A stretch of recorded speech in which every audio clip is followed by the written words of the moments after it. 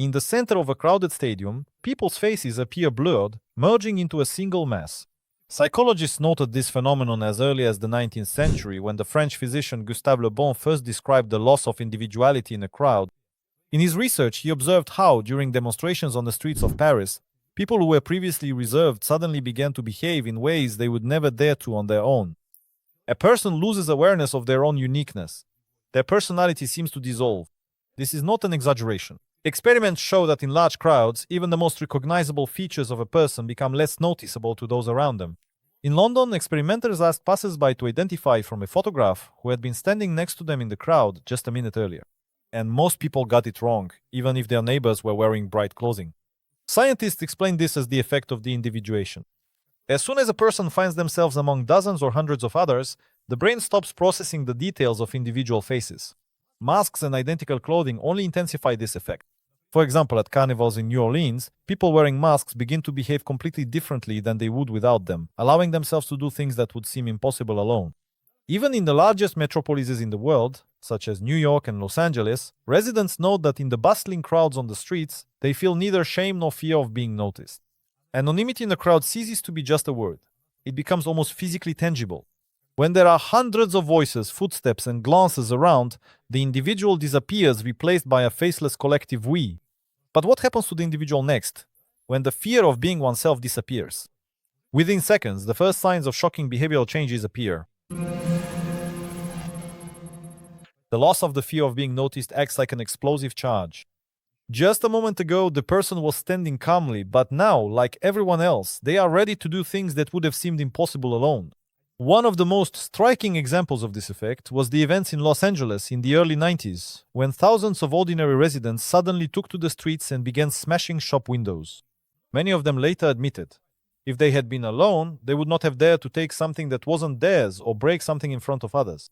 In a crowd, self-control disappears. The reason is the so-called diffusion of responsibility.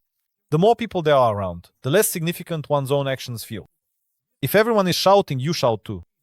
If someone throws a stone, your hand no longer trembles. After all, it's not just yours. Psychologists conducted a simple but telling experiment. A group of students gathered in a large lecture hall. They were asked to shout as loudly as possible. When each person shouted individually, the noise level was lower than when everyone did it together. Each participant tried to be quieter and quieter, hoping that the others would make up for their weak voice. As a result, it turns out that in a group, personal responsibility for the outcome is lost, and actions become bolder and sometimes even wild. During festivals in New Orleans, there have been cases where quiet and even-tempered people suddenly started climbing lampposts or throwing trash cans into the air and didn't even remember it the next day. In London, football fans, who are usually calm bank employees in everyday life, chant insults, throw firecrackers, and tear down posters when they're in a crowd. The French sociologist Gabriel Tarde noted as early as the late 19th century, in a crowd, even the laws ingrained since childhood stop working. A person is no longer afraid of punishment. He believes that in the mass he won't be identified. This effect is also observed at mass concerts in Chicago or New York, when fans suddenly start pushing, climbing onto the stage, and causing chaos. Ordinary people, who just yesterday would have been hard to imagine even standing in line without irritation, today lose control. What remains is to understand exactly how emotions in such situations are transmitted from one person to another, like an invisible virus infecting everyone around. Emotional contagion works almost like magic. All it takes is for one person in the center of the crowd to start clapping, and within seconds, hundreds of hands are clapping along. In London, at football matches, scientists have observed, if someone starts chanting in just a moment, this wave sweeps across the entire stadium, even though at first most people don't even understand the words. Experiments by American psychologists back in the 1960s showed that if an actor in the subway suddenly starts laughing or crying, the people sitting nearby also begin to change their facial expressions without even realizing the reason. In a crowd, a single flash of fear or joy is enough for that feeling to sweep over everyone in a matter of seconds. At the New Orleans Carnival, police officers noted that if one man cries out in surprise, within a couple of seconds, dozens of people around him start to panic, even though nothing dangerous has actually happened. During concerts in Chicago, when a crowd of fans suddenly surges forward, a few people may fall, and almost instantly this fright spreads to the next row, until it engulfs the entire hall. Psychologists call this emotional contagion. Each of us notices even the slightest changes in facial expressions, postures, or gestures of other people, even if we're not looking them directly in the eyes. Scientists in New York conducted an experiment. A group of volunteers was shown footage of a crowd in which 6 people were pretending to be afraid. In response, almost all participants began to feel anxious without even realizing why. Emotion spreads literally like a virus. No words or loud shouts are needed. Just one wrong look or a fleeting movement is enough. Interestingly, this transmission of emotions also works for positive feelings. At a parade in Los Angeles, when one of the participants starts having fun, dancing, or waving their arms, within a minute the whole group picks up on that mood. Even when watching sports matches on television, scientists have observed the effect of mirror neurons in viewers. They react to the loud cheers of the crowd even if they are not physically present at the stadium. The denser the crowd and the closer people are to each other, the faster and stronger emotional contagion spreads. At mass events, for example in New York during New Year's celebrations, just a single spark like a joyful shout is enough for all of Fifth Avenue to be bubbling with happiness. Psychologists have long proven that our mood in a crowd depends not only on our own emotions, but much more on those of others and glances, gestures, and even breathing that we pick up by chance. But if emotions spread among people so easily and quickly, the question arises, who sets this invisible wave and how? Who becomes the invisible conductor of the crowd, controlling its mood and actions? It's not always the one who shouts the loudest or stands at the front. Sometimes the rules of the game are created without anyone around even noticing. At the center of any large crowd, something happens that at first glance seems inexplicable. It may seem that people gather by chance, but suddenly their behavior becomes identical, following some unspoken and invisible rules. At the beginning of the 20th century, American psychologist Edward Ross observed that even on a busy street in Chicago, where no one knows each other, a crowd can move at the same pace, stop, or speed up, as if guided by a conductor's baton. However, this baton is usually invisible, because the conductor is often not the most noticeable person.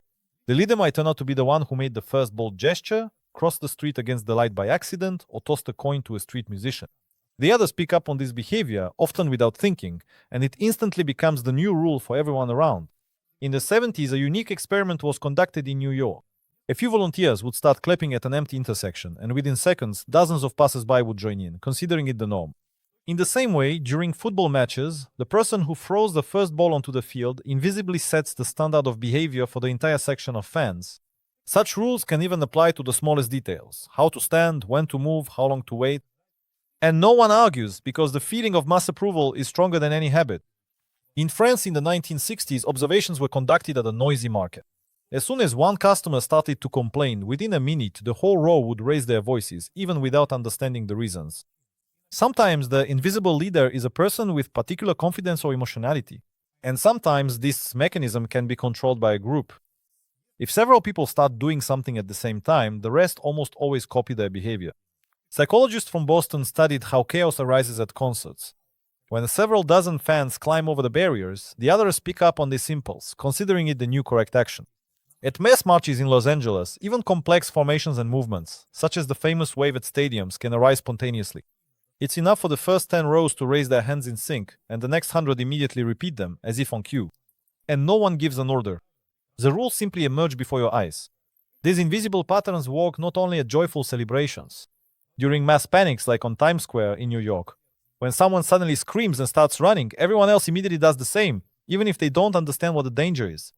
In such a situation, it becomes impossible to control the crowd, because each subsequent action is dictated by the group, not by any one person.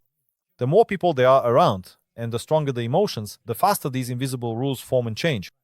Usually, no one remembers who started it, but everyone plays by the established rules, forgetting their own habits. And in moments of collective anxiety or euphoria, even ordinary prohibitions fade into the background, giving way to a new group standard of behavior. And although this set of gestures and impulses is guided by some invisible hand, in the next moment an even greater miracle can happen in the crowd, when even the most timid suddenly find unexpected courage within themselves. When it seems that the crowd only destroys boundaries, in reality something truly remarkable is happening within it. Even those who have always been shy and avoided risks suddenly become daring to the point of recklessness. This phenomenon is called the paradox of courage. At the Boston Marathon, when a runner suddenly collapses halfway through the course, dozens of complete strangers leap over the barriers to help him up, even though in an ordinary situation they would have been too afraid to even approach. In Chicago, at the famous street festivals, there have been recorded cases where modest students pulled people out of burning cars, even though in private they would panic at the sight of a small fire. New York's history is full of examples where, in moments of danger, entire groups of strangers performed acts that none of them would have dared to do alone. For example, during the blackout of the 1960s, when the city was plunged into darkness, hundreds of residents took to the streets to support each other or help strangers. Even though before that, many were afraid to even speak to a passerby. Psychologists explain this phenomenon as the effect of collective courage. In the presence of many people, fear is shared among everyone, making it less, while support and encouragement increase many times over. At major sporting events in Los Angeles and London, there have been cases where the quietest fan is the first to run onto the field to help an injured player, and the crowd immediately follows. Interestingly, this paradox works not only during disasters. At charity runs in New Orleans, dozens of participants who, in other circumstances, wouldn't even glance at someone in trouble, rush to help a fallen person as if they suddenly become heroes. In a Harvard University experiment, a group of volunteers was asked to walk through a crowd to the stage to give a speech. It turned out that those who were afraid of public speaking only did it when they saw support from the crowd. And not only did they walk up, but they got on stage with a confidence that even the instructors hadn't noticed in them before. At rallies and marches around the world, for example in Paris and Washington, there have been recorded cases where those considered cowards by their friends were the very ones who stepped to the front, protecting others from aggressive police or helping the wounded. Footage from street cameras shows that this impulse always begins literally within seconds, and when one person steps forward, the others immediately follow. This kind of contagion of bravery explains many heroic acts in ordinary everyday situations. A crowd not only turns its members into a faceless we, but also unlocks unexpected reserves of courage. And if, in this collective state, a person is ready to forget about fear, then at the next level something no less astonishing emerges: the crowd's ability to communicate without words, when even gestures begin to mean more than speech. In a crowd, words often become unnecessary. Instead of familiar phrases, a special language appears: the language of gestures and movements, which here works far more effectively than any speech. In the stadiums of New York and Chicago, when fans stand up at the same time, raise their hands, or sway in unison, it's not just a visual effect. Such coordinated movements spread instantly, like a chain reaction. Scientists from Boston have observed that if someone in the front row starts doing the wave, within just a few seconds the synchronized gestures are picked up by the entire section, where hundreds of people are seated. This effect can also be seen at protests. In Los Angeles, march organizers don't use loudspeakers. A single raised hand is enough for the entire column to freeze, or a quick wave of the hand, and thousands of people start chanting the same slogan. In the mid-20th century in Chicago, protesters discovered that raising fists, squatting in unison, or taking a slow step together allows them to control the crowd without saying a word. Psychologists explain that the human brain is especially sensitive to visual signals when in a crowd. It immediately copies what it sees, often without even realizing it. At parties and festivals in New Orleans, participants easily shift from loud dancing to complete silence. All it takes is for one person to squat down or gesture downward. This trait helps not only with having fun, but also with maintaining safety. When, at large concerts, someone points toward the exit, hundreds of people immediately start moving in that direction, even without knowing the real reason. In emergency situations, this kind of language has saved lives, as during the Boston Marathon, where a single gesture from a police officer led to the orderly evacuation of a crowd of over 10,000 people. Interestingly, even when rules prohibit loud chants and signals, as at some political rallies in Paris or Washington, the crowd still finds a way to understand one another. For example, mass raising of newspapers, synchronized clapping, or silently stretching hands upward. Everyone uses this language, from fans to protesters, from children to the elderly. An important detail: in a crowd, people instantly pick up not only obvious gestures, but also the smallest movements: a glance, a tilt of the head, a brief touch, or a hand raised by chance. During rush hour in the New York subway, just one step toward the door is enough for the whole crowd to start moving, as if on cue. This secret language not only speeds up reactions, but also erases the distance between people. At that moment, no one perceives individual words, but rather the overall pulse of the crowd. Sometimes this helps people act instantly and in perfect sync, while other times it becomes the beginning of entirely new forms of collective behavior. And when a person remains part of such a synchronized mass for a long time, their own habits gradually give way to group habits, leaving a lasting mark even after the crowd disperses.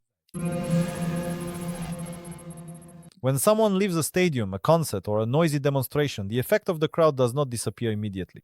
Psychologists have noticed that those who have participated in a large-scale event at least once continue to feel changes in their behavior for a long time afterward.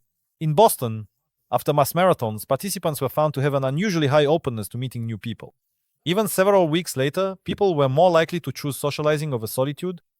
In Los Angeles, After street festivals, many people admitted that they became more energetic or, on the contrary, got irritated more quickly, even at home. The habits formed over several days in the crowd did not disappear instantly. The results of studies in New York and Paris are even more interesting. Volunteers who regularly spent time in large groups were more likely to agree to risky actions, even when there was no one else around. Behavioral patterns once adopted in a crowd can carry over into personal life, causing changes in communication style, reaction speed, and the level of trust towards strangers. An experiment conducted by Harvard University in the 1980s showed that students who had participated in mass runs or events with thousands of people were more likely to stand up for their friends, even if they had previously been shy. Scientists in London observed that office workers who participated in group marches tended to stick together longer afterward, made collective decisions more often, and even started using the same phrases. But there is also a downside. People who find themselves in a crowd during a panic or aggressive riots can remain nervous, alert, and prone to imitating the actions of those around them for a long time afterward. In Chicago, after major street clashes, some residents noted that at work and on public transport, they would unconsciously mimic their colleagues' gestures, manner of speaking, or even walking pace. Crowds have an especially strong effect on children and teenagers. American and French researchers observed that after school rallies or sports games, even the most independent children would display herd behavior for a couple of days, trying not to stand out and only doing what the group supported. Similar results were seen among students in New York. After major student protests, participants began to use the same jokes, mannerisms, and clothing styles. Psychologists call this the internalization of group patterns. This has been observed even in countries with different traditions from Japan to Mexico. The longer a person participated in mass events, the more strongly collective habits became ingrained in their personal life. Sometimes, after particularly intense crowds, people could no longer return to their previous introversion. Their character became more open, their habits changed, and their self-perception was never the same again. It turns out that a crowd can become not only a temporary refuge or a burst of emotion, but also a trap. Once someone becomes part of a huge group, they may forever retain a piece of that new identity.